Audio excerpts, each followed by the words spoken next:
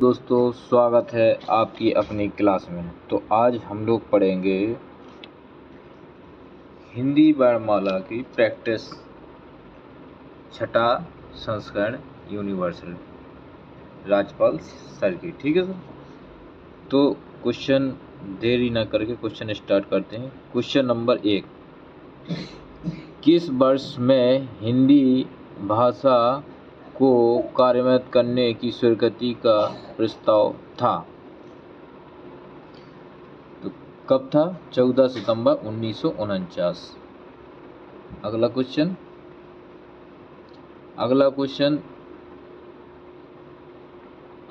14 सितंबर 1949 को भारतीय संविधान सभा ने हिंदी को भारत संघ की कौन सी भाषा का दर्जा दिया था? 14 सितंबर 1949 को भारतीय संविधान सभा ने हिंदी को भारतीय संघ की कौन सी भाषा का दर्जा दिया? किसका दिया? राजभाषा का दर्जा दिया। तो आंसर क्या हो जाएगा? दिल्ली आंसर।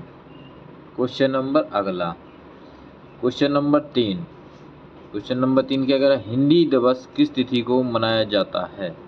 हिंदी दिवस 14 सितंबर को मनाया जाता है। तो आंसर क्या हो जाएगा? दिल्ली। क्वेश्चन नंबर 4 क्या कह रहा है? हिंदी भाषा किस लिपि में लिखी जाती है? हिंदी भाषा किस लिपि में लिखी जाती है? हिंदी भाषा देवनागरी लिपि में लिखी जाती है। तो इसका आंसर क्या हो जाएगा? ए। क्वेश्चन नंबर 5 क्या कह रहा? निम्नलिखित में गढ़वाली की उपबोली है। गढ़वाली की उपबोली है सलानी। इसका आंसर क्या हो जाएगा? सलानी। गढ़वाली की उपबोली क्या है? सलानी। क्वेश्चन नंबर 6 क्या कह रहा? संविधान के अनुच्छेद 344A के अनुपालन में भारत के राष्ट्रपति ने राजभाषा आयोग का गठन कब किया था? तो इसका आंसर क्या हो जाए? 1955 में राजभाषा आयोग का गठन किया था 344A के अनुसार। किसके अनुसार? 344A के अनुसार। ठीक है दोस्तों।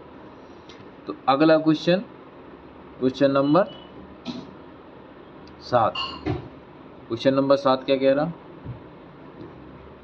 क्वेश्चन नंबर 7, भाषा का कौन सा कौशल सबसे पहले बच्चा सीखता है? सबसे पहले सीखता है, कौन सा सीखता है? तो क्या हो जाएगा? सुनना और समझना।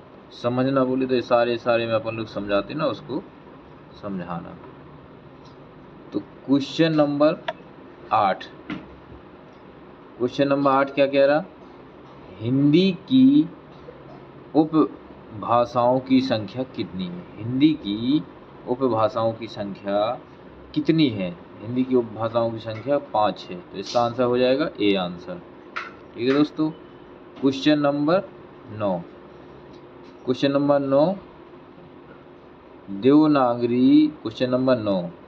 देवनागरी लिपि का सर्वप्रथम प्रयोग कहाँ हुआ था? देवनागरी लिपि का सर्वप्रथम प्रयोग कहाँ हुआ था? जयभट्ट के शिलालेख में। तो इसका आंसर क्या हो जाएगा? बॉम्बे। क्या हो जाएगा? बॉम्बे, जयभट्ट के शिलालेख में। अभी क्वेश्चन नंबर है अपना 10। ठीक है दोस्तों। क्वेश्चन नंबर 10, मानक भाषा की विशेषता है। मानक भाषा की विशेषता क्या है? ऐतिहासिकता है, स्वायत्तता है, एकरूपकता है। यानी ये सब हैं, यानी एक से अधिक हैं। तो इसका आंसर क्या हो जाएगा? उपरोक्त में से एक से अधिक। स्वायत्तता भी है, ऐतिहासिकता है, एकरूपकता भी है। ठीक है दोस्तों। तो क्वेश्चन नंबर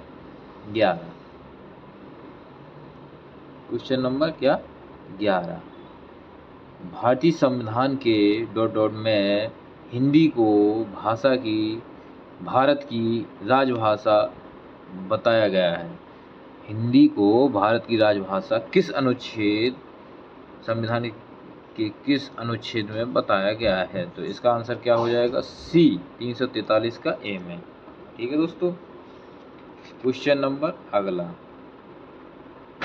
क्वेश्चन नंबर अगला, क्वेश्चन नंबर 12 में क्या कह रहा, हिंदी भाषा की उत्तराधिकारिणी है, हिंदी भाषा की उत्तराधिकारिणी है। तो इसका आंसर क्या हो जाएगा, सी, संस्कृत है उत्तराधिकारी भाषा। हिंदी संस्कृत भाषा की उत्तराधिकारी, मतलब संस्कृत का उत्तराधिकारी कौन था, हिंदी था। ठीक है दोस्तों।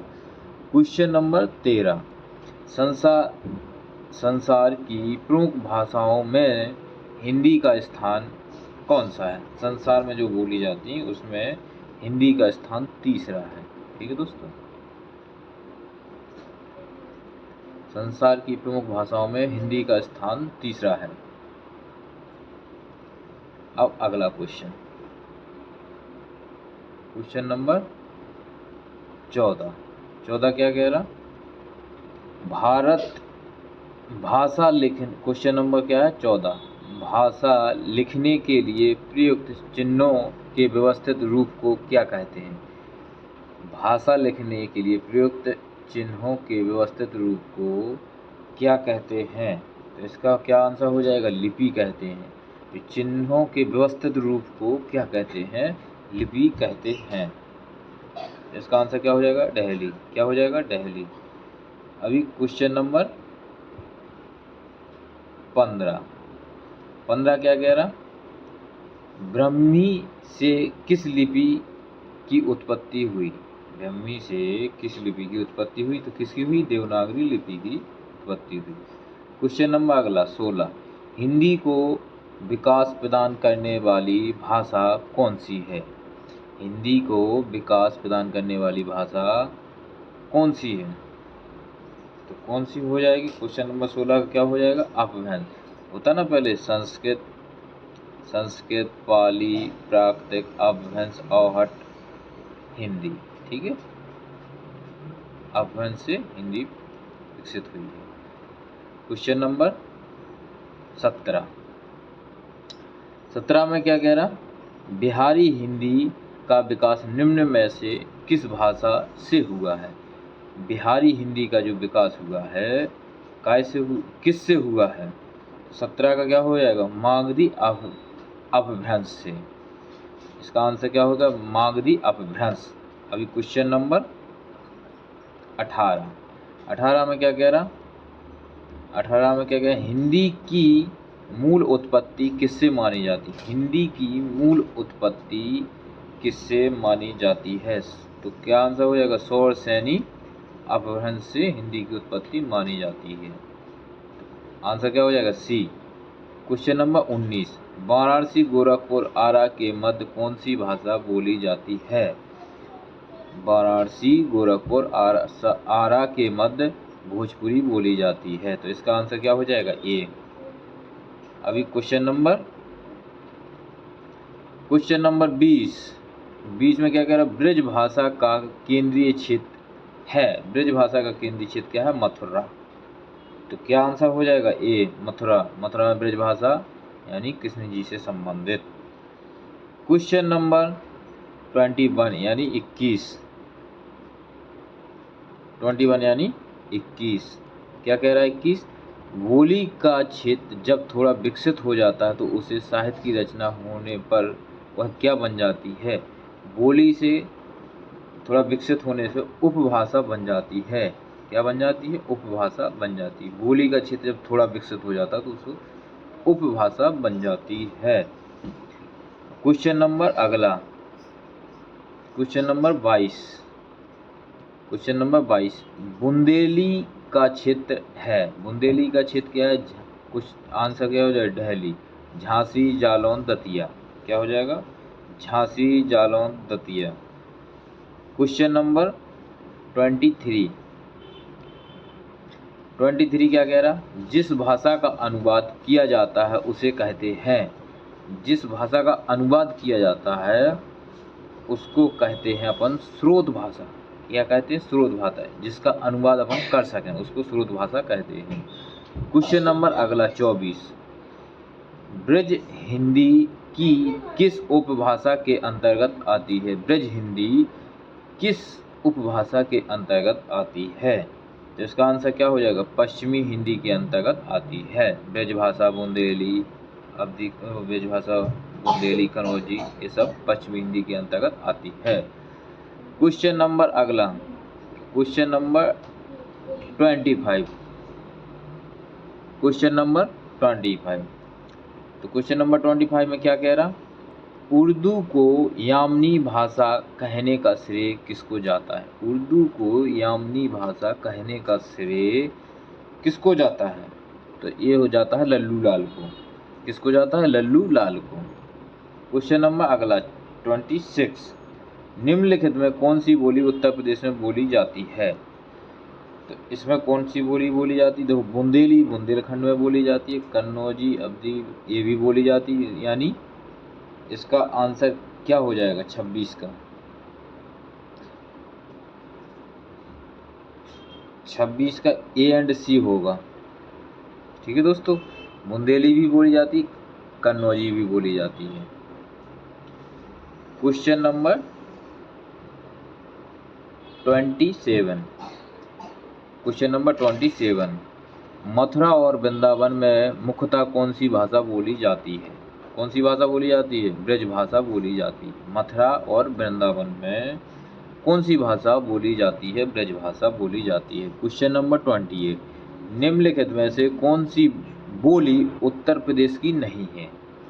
कौन सी जो बोली है उत्तर प्रदेश की नहीं है? देखो, ब्रज तो बोली जाती है अपना मथुरा में, ठीक है दोस्तों।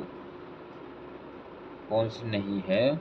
भोजपुरी भी बोली जाती है अपना बनारस के साइड, कन्नौजी भी बोली जाती, मेवाती नहीं बोली जाती है। ठीक है दोस्तों, तो इसका आंसर क्या हो जाएगा? सी, मेवाती उत्तर प्रदेश की बोली नहीं है। अभी क्वेश्चन नंबर 29। क्वेश्चन नंबर 29 क्या कह रहा? कौन सी प्राचीन भाषा नहीं है? प्राचीन भाषा नहीं है। कौन सी प्राचीन भाषा नहीं है? तो 29 का क्या हो जाएगा? सी, ये प्राचीन भाषा नहीं है, क्योंकि पहले संस्कृत, पाली, प्राकृतिक, अपभ्रंश, अवहट, हिंदी, फिर इसके बाद आती है पंजाबी, अंजाई सब। तो इसका आंसर क्या हो जाएगा? सी, पंजाबी प्राचीन भाषा नहीं है। अगला क्वेश्चन 30। नागरी लिपि का विकास किस लिपि से हुआ है? नागरी लिपि का जो विकास हुआ है किससे हुआ? ब्राह्मी लिपि से विकास हुआ है। नागरी लिपि का विकास किससे हुआ? ब्राह्मी लिपि से विकास हुआ है। Question number 31।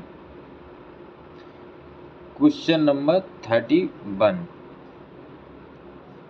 पंजाब में हिंदी का प्रचार किसने किया? पंजाब में हिंदी का प्रचार किसने किया? पंजाब में हिंदी का प्रचार सिद्धाराम फुल्लोरी ने किया। किसने किया? सिद्धाराम फुल्लोरी ने पंजाब में हिंदी का प्रचार किया। Question number 32। निम्नलिखित में से कौन सी बोली उत्तर प्रदेश की नहीं है? ठीक है दोस्तों, ब्रजभाषा है, खड़ी बोली है, कन्नौजी है, जयपुरी नहीं है, क्योंकि जयपुरी अपना ये राजस्थान की है। ठीक है दोस्तों, तो इसका आंसर क्या हो जाएगा? बॉम्बे जयपुरी। क्या आंसर हो जाएगा? बॉम्बे जयपुरी। ठीक है दोस्तों, उत्तर प्रदेश की नहीं है। अगला क्वेश्चन, अगला क्वेश्चन क्या है? 33। 33 क्या कह रहा है? जयपुरी का स्थानीय नाम क्या है? जयपुरी का स्थानीय नाम क्या है? तो 33 का क्या हो जाएगा? डहली, डूंडाड़ी जयपुरी का स्थानीय नाम है। Question number 34। उत्तर प्रदेश में कौन सी भाषा नहीं बोली जाती है? कौन सी भाषा नहीं बोली जाती है? अवधी बोली जाती है, कन्नौजी बोली जाती है, ब्रजभाषा बोली जाती है, पहाड़ी नहीं बोली जाती। तो ये इसका आंसर हो जाएगा। उत्तर प्रदेश में कौन सी भाषा बोली नहीं जाती? पहाड़ी नहीं बोली जाती है। कौन सी भाषा नहीं बोली जाती? पहाड़ी नहीं बोली जाती है। ठीक है दोस्तों, क्वेश्चन नंबर अगला, क्वेश्चन नंबर 35। आधुनिक भारतीय आर्य भाषाओं का विकास किसने किया? किससे हुआ? सॉरी, आधुनिक भारतीय आर्य भाषाओं का विकास किससे हुआ? 35 का आंसर क्या हो जाएगा? अपभ्रंश से हुआ है। ठीक है, अपभ्रंश से आधुनिक आधुनिक भारतीय भाषाओं का विकास हुआ है। क्वेश्चन नंबर 36, आधुनिक भारतीय आर्य भाषा काल, आधुनिक भारतीय आर्य भाषा का काल कब से कब तक का है? कब से कब तक का है? तो यह है 1000 ईस्वी से अब तक है। ठीक है दोस्तों, तो इसका आंसर क्या हो जाएगा? सी, 1000 ईस्वी से अब तक है। क्वेश्चन नंबर 37, क्वेश्चन नंबर 37 क्या कह रहा? लौकिक संस्कृत और अपभ्रंश हिंदी भाषा का उचित विकास क्रम रिक्त स्थान के लिए उचित विकल्प कौन सा है? लौकिक संस्कृत, पाली और प्राकृतिक अपभ्रंश हिंदी का, पाली और प्राकृतिक अपभ्रंश हिंदी का उचित विकास क्रम है। पहले पाली आई, फिर प्राकृतिक, फिर अपभ्रंश, अवहट, फिर हिंदी। ठीक है दोस्तों, तो इसका आंसर क्या हो जाएगा? दिल्ली आंसर हो जाएगा। क्वेश्चन नंबर अगला, क्वेश्चन नंबर अगला क्या कह रहा? 38, नागरी लिपि को दक्षिण में क्या कहा जाता है? नागरी लिपि को दक्षिण में क्या कहा जाता है? 38 का क्या हो जाएगा? नंदी नागरी कहा जाता है। क्या कहा जाता है? नंदी नागरी कहा जाता है। तो ये आंसर हो जाएगा इसका। क्वेश्चन नंबर 39, क्वेश्चन नंबर 39 क्या क्या? मथुरा, आगरा, धौलपुर, ग्वालियर आदि क्षेत्रों में कौन सी बोली बोली जाती है? 39 यानी ब्रजभाषा बोली जाती है। तो आंसर क्या हो जाएगा? सी, ब्रजभाषा बोली जाती है। क्वेश्चन नंबर अगला, क्वेश्चन नंबर अगला, क्वेश्चन नंबर अगला है 40वां। निम्नलिखित में से प्राचीन भारतीय आर्य भाषा कौन सी है? प्राचीन भारतीय आर्य भाषा कौन सी? प्राचीन भारतीय आर्य भाषा कौन सी है? वैदिक संस्कृत है। ठीक है दोस्तों, कौन सी है? वैदिक संस्कृत है। आंसर क्या हो जाएगा? दिल्ली। क्वेश्चन नंबर 41, दिए गए विकल्पों में से द्रविड़ परिवार की भाषा कौन सी है? कौन सी द्रविड़ परिवार की भाषा कौन सी है? द्रविड़ परिवार की भाषा कन्नड़ है। तो आंसर क्या हो जाएगा? सी हो जाएगा। क्या है? कन्नड़। क्वेश्चन नंबर अगला, अगला क्या कह रहा? 42 में क्या कह रहा? इनमें से कौन सी भाषा देवनागरी लिपि में लिखी जाती है? तो इनमें से कौन सी भाषा देवनागरी लिपि में लिखी जाती है? तो इसका आंसर क्या हो जाएगा? बॉम्बे। मराठी को देवनागरी लिपि में लिखा जाता है। इनमें से कौन सी भाषा देवनागरी लिपि में लिखी जाती है? कौन सी? मराठी। आंसर क्या हो जाएगा? बॉम्बे। क्वेश्चन नंबर 43, लिपि किसे कहते हैं? लिपि किसे कहते हैं? लिपि लिखित ध्वनि संकेतों को लिपि कहते हैं। लिपि ध्वनि संकेतों को लिपि कहते हैं। तो आंसर क्या हो जाएगा इसका? बॉम्बे। ठीक है दोस्तों। क्वेश्चन नंबर अगला, क्वेश्चन नंबर अगला 44 यानी लास्ट। भाषाओं के पारिवारिक वर्गीकरण का आधार क्या है? भाषाओं के पारिवारिक वर्गीकरण का आधार क्या है? तो क्या है इसका? 44 का क्या हो जाएगा? दिल्ली। उपरोक्त में से एक से अधिक। तो इसका आंसर क्या हो जाएगा? उपरोक्त में से एक से अधिक। इसका आंसर क्या हो जाएगा? उपरोक्त में से एक से अधिक। दिल्ली यानी अर्थ भी होता है, इतिहास भी होता है, रूप रचना भी होता है। भारतीय इसके आधार पर वर्गीकरण कर सकते हैं। तो उपरोक्त में से एक से अधिक हो सकता है। तो इसका आंसर हो जाएगा दिल्ली। तो दोस्तों अच्छा लगे तो शेयर कीजिए, लाइक कीजिए, सब्सक्राइब कीजिए। थैंक यू दोस्तों।